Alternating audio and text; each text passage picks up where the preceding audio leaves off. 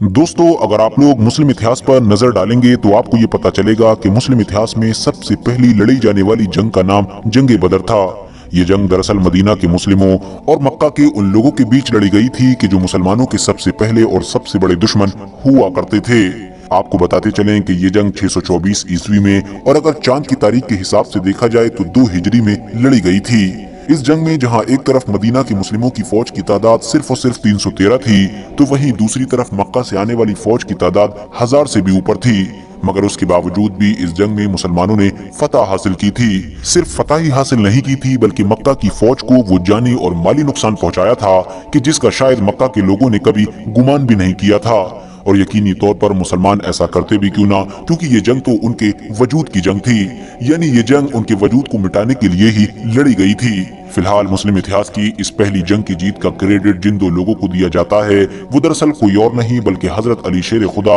और आपके चचा यानी हजरत मोहम्मद सल्लल्लाहु तआला अलैहि वसल्लम के चचा हजरत अमीर हमजा थे। आपको बता दें कि यही वो 2 लोग थे कि जिन्होंने इस जंग में सबसे अहम किरदार अदा किया था। कुरैशी मक्का के ज्यादातर जो बड़े बड़े सरदार इस जंग में कत्ल हुए थे वो भी दरअसल इन दोनों ही लोगों की तलवारों से कत्ल हुए थे। मगर जाहिर है दोस्तों, जैसा कि मैंने आपको पहले ही बताया कि इस जंग में मुसलमानों ने कुरैशी मक्का का वो जानी और माली नुकसान किया था कि जिसके बारे में कभी उन लोगों ने सोचा भी नहीं था।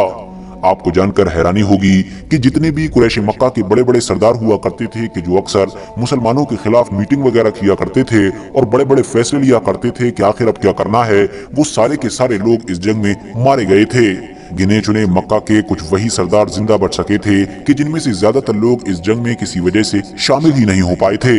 फिलहाल जब इधर से हारी हुई फौज मक्का पहुंची तो वहां पर मौजूद जो औरतें थी और जो ऐसे लोग थे कि जो इस जंग में शामिल नहीं हुए थे वो गुस्से से पागल हो गए। उन्होंने अपने हारे हुए सिपाहियों को न सिर्फ ताने दिए बल्कि साथ ही साथ गुस्से की आग में बदला लेने के लिए तैयारियां शुरू कर दी। सिर्फ और सिर्फ 1 साल के अंदर ही कुरैशी मक्का ने एक बार फिर से अपनी एक जबरदस्त और ताकतवर फौज तैयार कर ली और मदीना पर हमला करने के लिए निकल पड़े। दूसरी तरफ जब मदीना के मुस्लिमों को भी इस फौज के निकल जाने की खबर मिली तो उन्होंने अपनी फौज तैयार करना शुरू कर दी और इस बार मुस्लिम फौज की लीडरशिप खुद आखिरी पैगंबर यानी कि हजरत मोहम्मद सल्लल्लाहु तआला अलैहि वसल्लम के हाथों में थी। दोस्तों, इस बात में तो कोई शक नहीं है कि कुरैशी मक्का इस जंग में इसीलिए कूदे थे ताकि वो मुस्लिमों को हराकर अपने सीने में लगी हुई बदले की उस आग को बुझा सकें कि जो पिछले 1 साल से उनके सीने में जल रही थी। मगर इस हार के बदले के अलावा भी उन लोगों का जो सबसे बड़ा टारगेट था यानी कि जो उनका सबसे बड़ा लक्ष्य था जिसको वो सबसे ज्यादा प्रायोरिटी दे रहे थे वो दरअसल हजरत हमजा को शहीद करना था।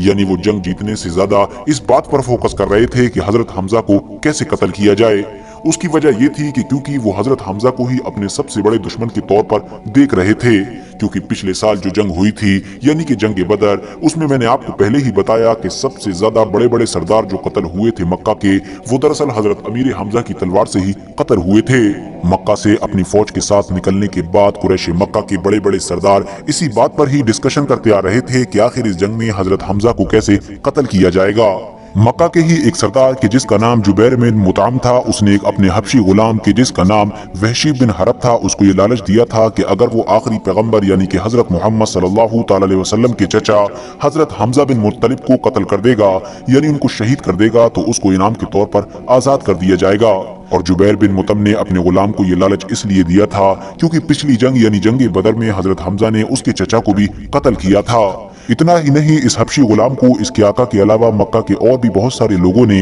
हजरत हमजा को शहीद करने के बदले में इनाम का लालच दिया था। स्पेशली अबू सुफियान की बीवी हिंदा, उन्होंने तो न सिर्फ इस हबशी गुलाम को लालच दिया था बल्कि साथ ही साथ किस तरह से हजरत अमीर हमजा को शहीद करना है इसकी इसको ट्रेनिंग भी दी थी। मक्का से निकलने से लेकर हजरत अमीर हमजा की शहादत तक जब भी रास्ता में या कहीं पर भी वो हबशी गुलाम हिंदा को मिला करता था तो हिंदा हमेशा उस हबशी गुलाम को ये याद दिलाया करती थी कि ए वहशी, तू हमारा सीना ठंडा कर, हम तुझको आजाद कर देंगे। यानी वो बार बार उसको ये याद दिलाती थी कि उसका मेन टारगेट क्या होगा और उसको किस मकसद के लिए इस जंग के मैदान में लाया गया है। अब जाहिर है दोस्तों, ये वहशी बिन हरब नाम का जो हबशी गुलाम था ये इतना ताकतवर या बहादुर या होशियार तो था नहीं कि जो हजरत अमीर हमजा के मुकाबले में आ सकता था, क्योंकि जाहिर है वो तो उस दौर के एक माने हुए जंगजू माने जाते थे। मगर फिर भी इस गुलाम के पास एक ऐसा हुनर था कि जिसके भरोसे पर ही इसने मक्का के लोगों से हजरत अमीर हमजा को शहीद करने पर हामी भरी थी। वो टैलेंट ये था कि दरअसल ये बहुत दूर से ही निशाना लगाकर अपने नेज़े या खंजर को इस तरह से फेंकता था कि इसका ये निशाना कभी भी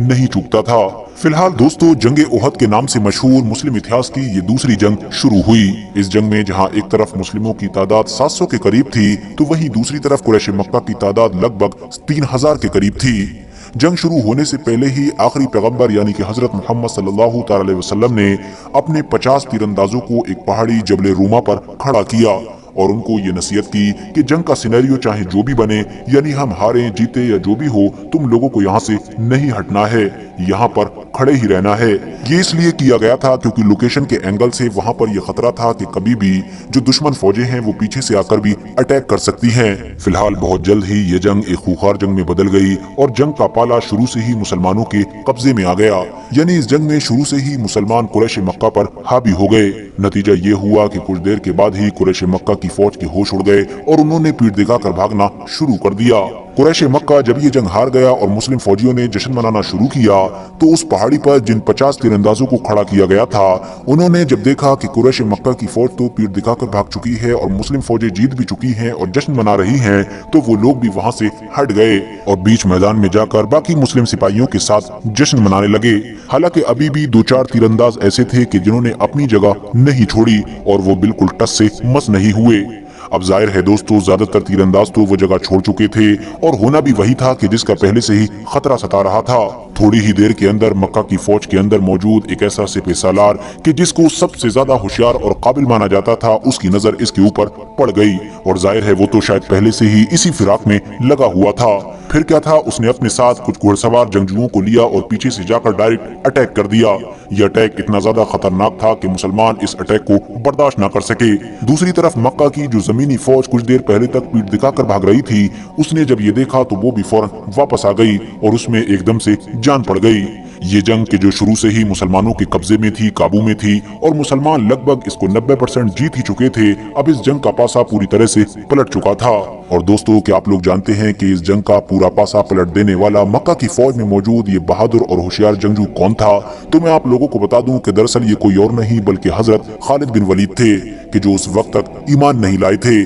और मक्का की फौज की तरफ से लड़ रहे थे। फिलहाल जंग का पासा पलट जाने के बावजूद भी मुसलमान डटे रहे और डट कर मुकाबला करते रहे। हजरत हमजा इस मैदान जंग में जिधर भी जाते दुश्मनों की सफों को पलट कर रख देते थे। वो इस जंग में भी हमेशा की तरह दोनों हाथों में तलवारें लिए लड़ रहे थे। उन्होंने मक्का के एक ऐसे आदमी को ललकारा कि जो न सिर्फ हद से ज्यादा ताकतवर बल्कि जंग के मामले में तजर्बेकार भी माना जाता था और मक्का में अबू नय्यार की कुन्नियत से मशहूर था। आपने उसको ललकारते हुए कहा कि किधर जाता है, आओ जरा दो दो हाथ करें। मक्का का वो जंगजू भी दहाड़ता और चिल्लाता हुआ आपके मुकाबले के लिए आया। अब जाहिर है ये दोनों ही ताकतवर और बहादुर भी थे और जंग में तजर्बेकार भी माने जाते थे, इसीलिए काफी देर तक इन लोगों के बीच ये जंग चलती रही। मगर फिर हजरत हमजा ने इसके ऊपर एक ऐसा वार किया कि जिसको ये बर्दाश्त न कर सका और वहीं पर पल भर के अंदर ही ढेर हो गया। मगर दोस्तों, याद रहे कि जब जंग के मैदान में एक तरफ ये सब कुछ चल रहा था तो दूसरी तरफ वो हबशी गुलाम के जिससे मक्का के बहुत सारे लोगों ने हजरत हमजा के कत्ल के बदले में बहुत सारे इनाम का वादा किया था, वो अभी भी हजरत हमजा के ही पीछे लगा हुआ था। चुपके चुपके वो दूर से हजरत हमजा को ही देख रहा था और शुरू से ही इस तलाश में था कि कब उसको मौका मिले और वो अपने नेज़े वाले हुनर के जरिए से इनको शहीद कर दे। आखिरकार जब आप अबू नय्यार से लड़ रहे थे तो लड़ते लड़ते जब आपने उसके ऊपर आखिरी वार किया कि जिससे वो कत्ल हुआ, तो उसी लम्हे में ही आप उसको कत्ल करने के बाद पत्थर से ठोकर खाकर जमीन पर गिर गए थे। मगर जैसे ही आप जमीन से उठ रहे थे तो इस गुलाम ने मौका पाकर उसी लम्हे में ही अचानक से नेज़े से वार किया। ये वार सीधा हजरत अमीर हमजा की जा लगा और उनके जिस्म से आर पार हो गया। आपने अपने कातिल को देख भी लिया था, इसी वजह से दोबारा उठने की कोशिश की और अपने कातिल की तरफ बढ़ने की कोशिश की, मगर आप ना बढ़ सके और फिर से जमीन पर ही धीरे धीरे गिर गए और इसी तरह से ही आपकी शहादत हो गई। हजरत अमीर हमजा रदियल्लाहु ताला अन्हु की शहादत पर कुफार मक्का ने बेइंतहा खुशियां मनाई। हिंदा ने आपकी लाश का मुसला किया, यानी कि नाक कान काट लिए और पेट को चाक करके उसको चीर कर उससे कलेजा और जिगर निकाल लिया। कलेजे को चबाकर उसको निगलना चाहा मगर हिंदा ऐसा कर न सकी। इसके बाद नाक, कान और इस तरह के जो दूसरे बॉडी पार्ट थे उन सभी का हार बनाकर हिंदा ने अपने गले में पहना। खुशी से झूम उठी और कहा कि ए हमजा, हमने तुझसे बदर का बदला ले लिया और एक जंग के बाद दूसरी जंग के शोले तो भड़कते ही हैं। मुझे अभी तक अपने बाप उतबा, अपने भाई वलीद, अपने चचा शेबा और अपने बेटे बकर की जुदाई पर चैन नहीं आता था, मगर आज मेरा दिल सेटिस्फाई हो गया है, यानी कि मुतमईन हो गया है। दरअसल दोस्तों, मैं आप लोगों को बता दूं कि जंग बदर में यानी पिछली जो जंग हुई थी उसमें मक्का वालों की तरफ से अगर सबसे ज्यादा किसी का जानी नुकसान हुआ था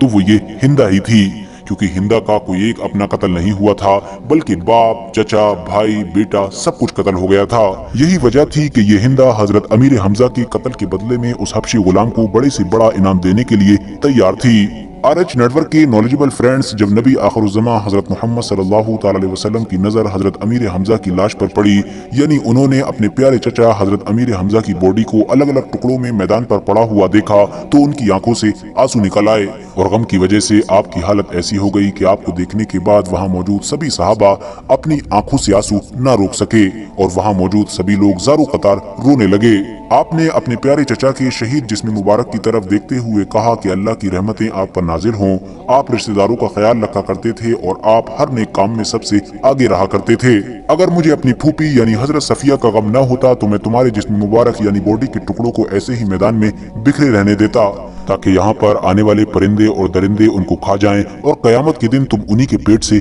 उठाए जाओ। खुदा की कसम, मैं तुम्हारे बदले में कुफार के 70 लोगों का मुसला करूंगा, यानी उनकी बॉडी के टुकड़े टुकड़े कर दूंगा। हालांकि दोस्तों, बाद में हजरत मोहम्मद सल्लल्लाहु अलैहि वसल्लम ने अपने इस इरादे को बदल दिया था। न सिर्फ अपने इस इरादे को बदला था बल्कि इस कसम के बदले में कफारा भी अदा किया था।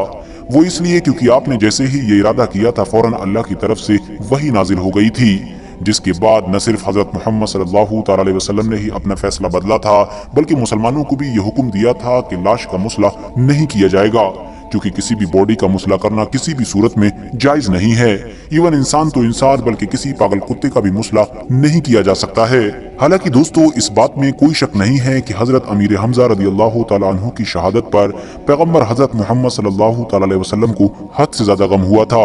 इतना ज्यादा कि शायद ही अपनी पूरी जाहिरी जिंदगी में कुछ और लोगों की शहादत पर हुआ होगा। दूसरी तरफ मदीना में हजरत अमीर हमजा रदियल्लाहु ताला अन्हु की बहन यानी कि हजरत सफिया रदियल्लाहु ताला अन्हा को जंग की खबर मिली तो वो फौरन मदीना से ओहद की तरफ आई। जैसे ही पैगम्बर हजरत मोहम्मद सल्लल्लाहु अलैहि वसल्लम को ये खबर मिली कि उनकी फूफी इस मैदान जंग की तरफ आ रही हैं, तो उन्होंने उनके बेटे यानी कि हजरत जुबैर को ये हुक्म दिया कि अपनी माँ को मैदान जंग से दूर ही रोक लो, क्योंकि अगर वो अपने भाई हजरत अमीर हमजा की लाश को इस हालत में देखेंगी तो यकीनी तौर पर उनके सब्र की सीमा टूट जाएगी। लिहाजा नबी आखिरुज़्ज़मा हजरत मोहम्मद सल्लल्लाहु अलैहि वसल्लम के ऑर्डर पर जब हजरत जुबैर ने अपनी माँ को रोकने की कोशिश की तो उन्होंने कहा कि मैं अपने भाई के बारे में सब कुछ सुनकर आई हूँ और मैं जानती हूँ कि ये अल्लाह की राह में दी गई एक अजीम कुर्बानी है, इसीलिए मैं ना तो दामन चाक करूंगी और ना ही बैन करूंगी। लिहाजा उनकी बहन हजरत सफिया रदियल्लाहु ताला अन्हा को उनके जिस्म मुबारक तक जाने की इजाजत दे दी गई। उन्होंने जैसे ही अपने भाई के जिस्म मुबारक यानी बॉडी को इस हाल में देखा